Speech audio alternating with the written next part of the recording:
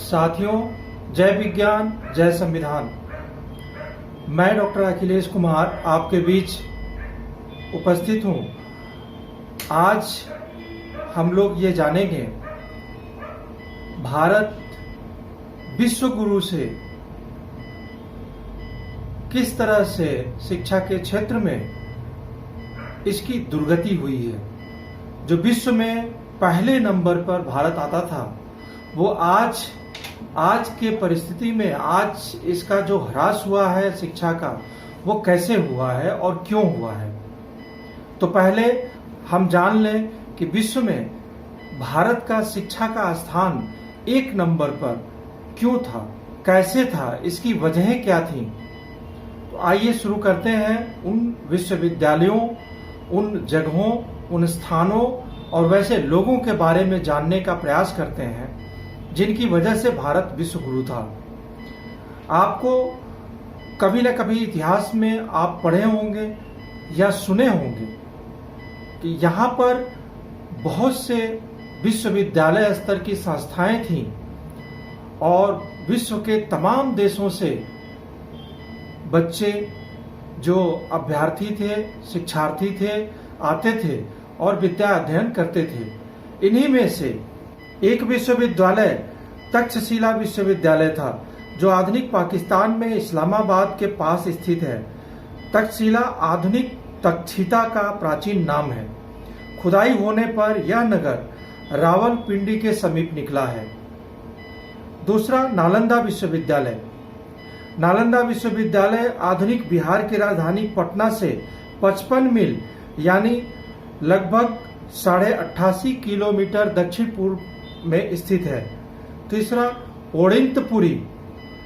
तिब्बती रिकॉर्ड के मुताबिक ओडिंतपुरी में लगभग 12,000 छात्र थे और आधुनिक युग में यह नालंदा जिले के मुख्यालय बिहार शरीफ में स्थित है। तेल्हड़ा विश्वविद्यालय।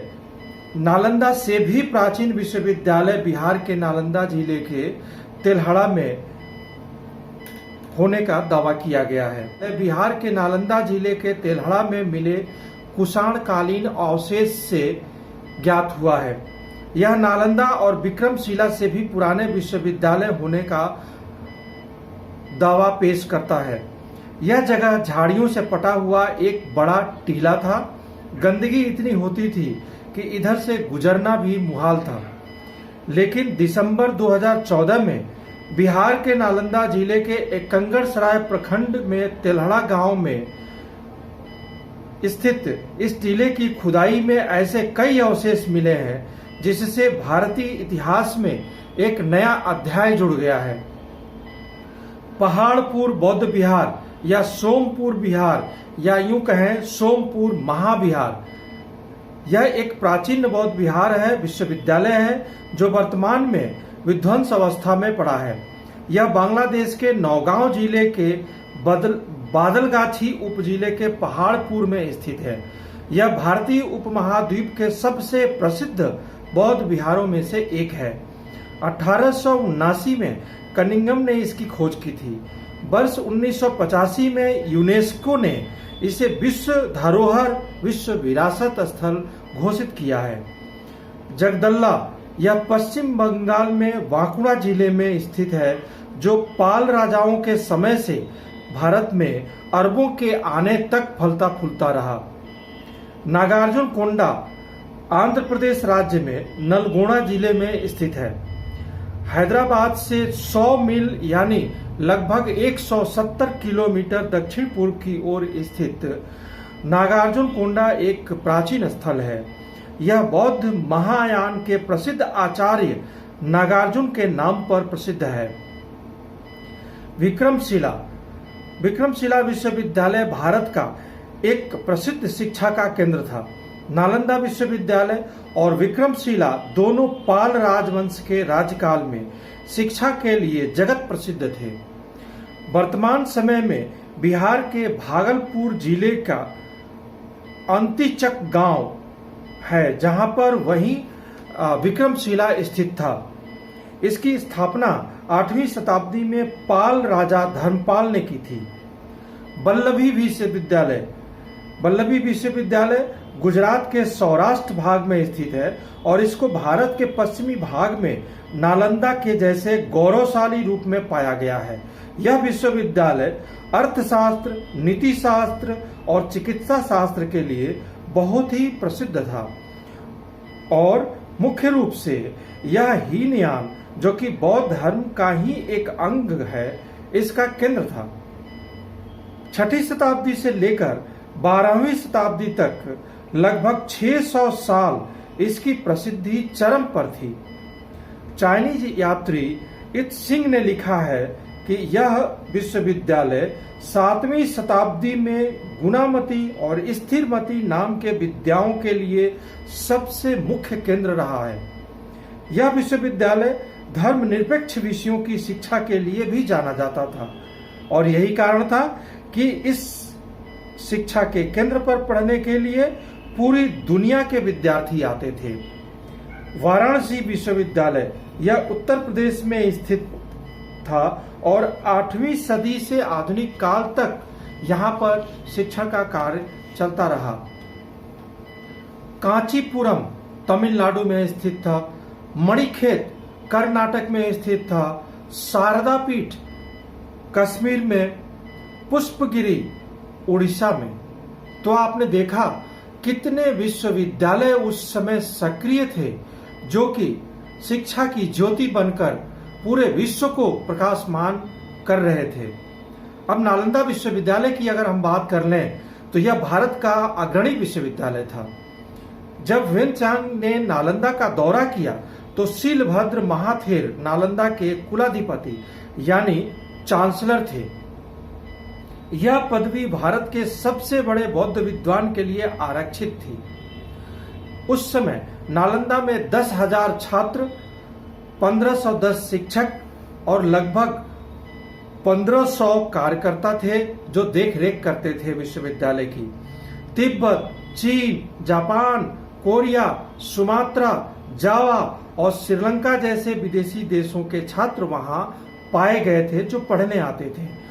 पाली भाषा में दक्षता आवश्यक थी क्योंकि यह शिक्षा का माध्यम था। वेनचांग की रिपोर्ट है कि विदेशी छात्रों में से केवल 20% ही कड़ी परीक्षाओं में उत्तीर्ण हो पाए, वहीं भारतीय छात्रों में से केवल 30% ही उत्तीर्ण हो पाए और प्रवेश प्राप्त किए। इससे यह ज्ञात होता है कि प्रवेश परीक्षा और उसके मानदंड काफी उच्च थे। जाति, पंथ, राष्ट्रीयता, बौद्ध भावना, इन सभी को ध्यान में रखते हुए कोई बाधा नहीं थी। नालंदा को 200 गांवों के राजस्व के द्वारा बनाए रखा गया था जो राजा द्वारा प्रदान किए गए थे, यानी वहां की जो भी आर्थिक व्यवस्था थी, इन 200 गांवों से जो रेवेन्यू आता था उससे इसकी देखभाल की जाती थी। पौधों के लिए महायान का अध्ययन अनिवार्य था। कोई भी विज्ञान, चिकित्सा, ज्योतिषी, ललित कला, साहित्य आदि जैसे धर्मनिरपेक्ष विषयों का अध्ययन कर सकता था। कोई भी बौद्ध धर्म के हीनयान स्वरूपों का भी अध्ययन कर सकता था। इसमें थेरवाद, वाणिज्य, प्रशासन और खगोल विज्ञान भी शामिल थे। विश्वविद्यालय का वेधशाला एक बहुत ही ऊंची इमारत में स्थित था।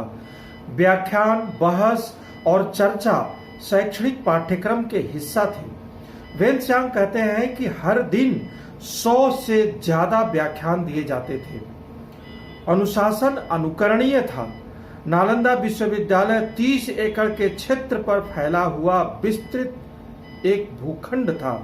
रत्नसागर, रत्ननिधि और रत्न रंजना नाम के 3 बड़े पुस्तकालय थे। इनमें से एक 9 मंजिला ऊंचा था। आप अंदाजा लगाएं, उस समय 9 मंजिला ऊंचा इमारत में एक पुस्तकालय चल रहा था। नालंदा भारत की सबसे शानदार बौद्ध चमकते सितारों में अभिभूत था। उनमें से कुछ जैसे नागार्जुन, आर्यदेव, धर्मपाल, शीलभद्र, संतराक्षिता, कमला सेला, भाविका, दिगनागा, धर्मकीर्ति आदि थे। ईस्वी सन 1037 से पहले नालंदा 1000 साल तक फलता फूलता रहा। दुनिया में यह पहला ज्ञान और विद्या का प्रकाश स्तंभ था। नालंदा के खंडहर और खुदाई भारत सरकार द्वारा एक संग्रहालय में संरक्षित है। 19 नवंबर 1958 को भारत के राष्ट्रपति डॉक्टर राजेंद्र प्रसाद ने प्राचीन विश्वविद्यालय के करीब ही एक स्थल पर नौ नालंदा विहार का उद्घाटन किया था। त्रिपिटक के मास्टर भिक्षु जगदीश कश्यप को 12 जनवरी 1957 को संस्था का प्रमुख नियुक्त किया गया था। दलाई लामा ने पंडित नेहरू की अध्यक्षता में भारत सरकार को नालंदा के प्रसिद्ध पूर्व छात्रों जैसे वेन त्सांग इत्यादि की राख सौंपी थी। चीनी सरकार ने एक बिल्डिंग के लिए 5 लाख रुपए का दान दिया था, जो इन अवशेषों को सुरक्षित रखने के लिए था। मुसलमानों ने विश्वविद्यालय के विचार को पश्चिम तक पहुंचाया और उसके बाद विश्वविद्यालय पश्चिमी दुनिया में गया, जहां लोगों ने इन विद्यालयों के बारे में जाना। मौर्य काल में तक्षशिला जैसे उच्च शिक्षा के केंद्रों के अतिरिक्त बौद्ध विहारों में भी शिक्षा दी जाती थी। इन शिक्षा केंद्रों को राज्य की ओर से आर्थिक सहायता मिलती थी। इसके अतिरिक्त अनेक आचार्य व्यक्तिगत रूप से शिक्षा दिया करते थे। उज्जैनी में संदीपनी आश्रम शिक्षा का केंद्र रहा है, आज जिसको उज्जैन हम कहते हैं। यहाँ धर्म शास्त्रों से संबंधित शिक्षा दी जाती रही, लेकिन इस संबंध में सर्वप्रथम बौद्धयान धम्म सूत्र में उल्लेख मिलता है कि अवंती प्रदेश में ब्राह्मण आचार्यों को यात्रा नहीं करना चाहिए। इससे ज्ञात होता है कि जैन और बौद्ध धर्म की शिक्षा के प्रति लोगों का झुकाव अधिक हो गया था। साथ ही अनेक ब्राह्मण परिवारों ने जैन धर्म और बौद्ध धर्म स्वीकार कर लिया था। राजा प्रद्योत के पुरोहित महाकात्यायन ने स्वयं तथागत भगवान बुद्ध से प्रभावित होकर बौद्ध धर्म ग्रहण कर लिया था और इसके प्रचार प्रसार हेतु अनेक बौद्ध शिक्षा के केंद्र खुलवाए थे। इसी परंपरा में मौर्य युग ने इसे और भी प्रोत्साहित किया, इसे और भी आगे बढ़ाया। राज्य द्वारा स्थापित बौद्ध मठों में शिक्षा का प्रमुख विषय गौतम बुद्ध के उपदेश तथा व्याख्यान थे। विद्यार्थियों की रुचि के अनुसार शिक्षा दी जाती थी। राजकुमार अशोक, महेंद्र, संघमित्रा, कुणाल और संप्रति ने अपनी शिक्षा उज्जैनी में प्राप्त की थी, जिसकी पुष्टि कालांतर में 7वीं ईस्वी में वेनसांग की यात्रा विवरण से प्राप्त होती है। उन्होंने लिखा है कि उज्जैनी में 300 से अधिक विद्यार्थी हीनयान एवं महायान का अध्ययन करते थे। सम्राट अशोक ने उज्जैनी में एक महाविद्यालय की स्थापना की थी, जिसमें बौद्ध धर्म, ज्योतिष और नक्षत्र विज्ञान की शिक्षा दी जाती थी। चक्रवर्ती सम्राट अशोक के काल में जम्बूद्वीप यानी भारत के ज्योतिष केंद्र के रूप में उज्जैनी प्रसिद्ध हो गई थी। भूमध्य रेखा से यानी दक्षिण से उत्तर की ओर जाने वाली, जिसको मेरिडियन हम कहते हैं, की गणना बहुत ही अच्छी तरह से गणना इसी समय से प्रारंभ हुआ था। अशोक ने बौद्ध धर्म एवं मानव धर्म की शिक्षा को बिहारों तक ही सीमित नहीं रखा, अपितु शिलालेखों तथा अभिलेखों द्वारा बिना गुरु के माध्यम से जन सामान्य तक पहुंचाने का प्रयास किया। जन सामान्य की भाषा ही शिक्षा का माध्यम रही है। इस काल में शिक्षा का बहुत ही उचित प्रबंध था और उस समय अधिकांश लोग शिक्षित थे। यह बहुत बड़ी बात है। शिक्षा के क्षेत्र में मौर्य काल का बहुत ही महत्वपूर्ण स्थान है। विश्व के इकलौते चक्रवर्ती सम्राट अशोक ने शिलाओं और स्तंभों पर राज्य का संविधान तथा सिद्धांत अंकित करवा दिए थे। इसका उद्देश्य यह था कि साधारण जनता को उसको पढ़ सके और उसके अनुरूप आचरण कर सके। मौर्य काल में मुख्यतः 2 भाषाओं का प्रचलन था, प्राकृत और पाली। पाली एक प्रकार की जन भाषा थी। अशोक ने पाली को संपूर्ण राज्य का संपूर्ण साम्राज्य का राजभाषा बनवाया और इसी भाषा में अपने अभिलेख उत्कीर्ण करवाए। इस युग में इन दोनों भाषाओं में श्रेष्ठ साहित्य की रचना हुई। अर्थशास्त्र भद्रबाहु का कल्पसूत्र तथा बौद्ध ग्रंथ मंजूश्री मूलकल्प मौर्यकालीन साहित्य की अनुपम कृतियां हैं।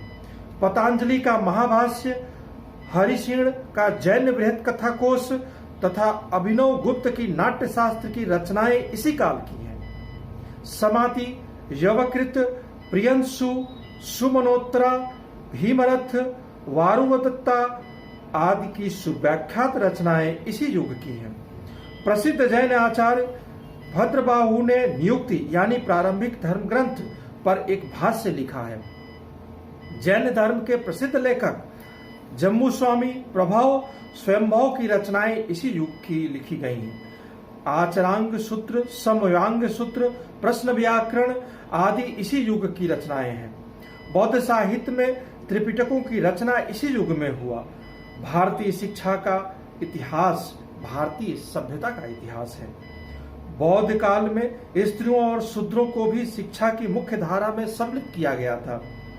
प्राचीन भारत में जिस शिक्षा की व्यवस्था का निर्माण किया गया था वह समकालीन विश्व की शिक्षा व्यवस्था से समुन्नत और उत्कृष्ट थी, बल्कि बहुत सारे मायनों में नंबर 1 की थी, प्रथम स्थान पर थी। लेकिन कालांतर में भारतीय शिक्षा व्यवस्था का काफी ह्रास हुआ। विदेशियों ने यहाँ की शिक्षा व्यवस्था को उस अनुपात में विकसित नहीं किया जिस अनुपात में होना चाहिए था। क्या आपने कभी सोचा कि भारत के लोग यूनाइटेड किंगडम यानी इंग्लैंड की अंग्रेजी का उपयोग क्यों करते हैं और इसे किसने शुरू किया? वह व्यक्ति है थॉमस बैमिंगटन, जिसे लॉर्ड मैकाले के नाम से भी जाना जाता है। इन्हें भारत में अंग्रेजी और भारतीय शिक्षा का जनक माना जाता है। प्रायः लोग इसके मैकाले की शिक्षा प्रणाली के नाम से पुकारते हैं। लॉर्ड मैकाले ब्रिटिश पार्लियामेंट के ऊपरी सदन हाउस ऑफ लॉर्ड के सदस्य थे। 1857 के क्रांति के बाद जब 1860 में भारत के शासन को ईस्ट इंडिया कंपनी से छीनकर रानी विक्टोरिया के अधीन किया गया, तब मैकाले को भारत में अंग्रेजों के शासन को मजबूत बनाने के लिए आवश्यक नीतियां सुझाने का महत्वपूर्ण कार्य सौंपा गया था। 1850 तक भारत में गुरुकुल की प्रथा चलती आ रही थी, परंतु लॉर्ड मैकाले का एक स्मरण पत्र ने बदल दी भारत की शिक्षा नीति। लॉर्ड मैकाले एक सुयोग्य शिक्षा शास्त्री, राजनीतिज्ञ और कुशल प्रशासक थे। इन्होंने 10 जून 1834 को गवर्नर जनरल की काउंसिल के कानूनी सदस्य के रूप में कार्य करना प्रारंभ किया था। उस समय के गवर्नर जनरल विलियम बेंटिंक ने उनकी योग्यताओं से प्रभावित होकर उन्हें लोक शिक्षा समिति का सभापति नियुक्त किया। मैकाले द्वारा अंग्रेजी के शिक्षा के कारण भारत की प्राचीन शिक्षा व्यवस्था का अंत हुआ और भारत के कई गुरुकुल बंद हुए और उनके स्थान पर कॉन्वेंट और पब्लिक स्कूल खोले गए। भारत की शैक्षणिक एवं सांस्कृतिक परंपरा विश्व इतिहास में प्राचीनतम है। अब तक भारतवासियों के लिए शिक्षा का अभिप्राय यह रहा है कि शिक्षा प्रकाश का स्रोत है तथा जीवन के विभिन्न कार्यों में यह हमारा मार्ग आलोकित करती है। प्राचीन काल में शिक्षा को अत्यधिक महत्व दिया गया था। भारत विश्व गुरु कहलाता था। विभिन्न विद्वानों ने शिक्षा को प्रकाश स्रोत, अंतर्दृष्टि, अंतर्ज्योति, ज्ञान चक्षु और तीसरा नेत्र आदि उपमाओं से विभूषित किया है। उस युग की यह मान्यता थी कि जिस प्रकार अंधकार को दूर करने का साधन प्रकाश है, उसी प्रकार व्यक्ति के सब संशयों और भ्रमों को दूर करने का साधन शिक्षा है। प्राचीन काल में इस बात पर बल दिया गया कि शिक्षा व्यक्ति को जीवन का यथार्थ दर्शन कराती है। इस प्रकार हमने और आपने संक्षेप में, बहुत संक्षेप में ये जाना, ये समझा कि प्राचीन काल में भारत की शिक्षा व्यवस्था कितनी समुन्नत थी विश्व में, इसीलिए विश्व गुरु का तमगा भारत को मिला था। और आज यह शिक्षा व्यवस्था का ह्रास, जो भारत नंबर 1 पे था, वो भारत आज कहां पर स्थित है, ये जानने के लिए क्रमशः अगले वीडियो में हम लोग जानेंगे कि आज भारत की ये स्थिति कहां पर आई और इसके लिए बड़ी मेहनत किन लोगों ने किया और उनके प्रयासों से भारत का कौन सा नंबर है विश्व में। इसी के साथ बहुत बहुत धन्यवाद। जय विज्ञान, जय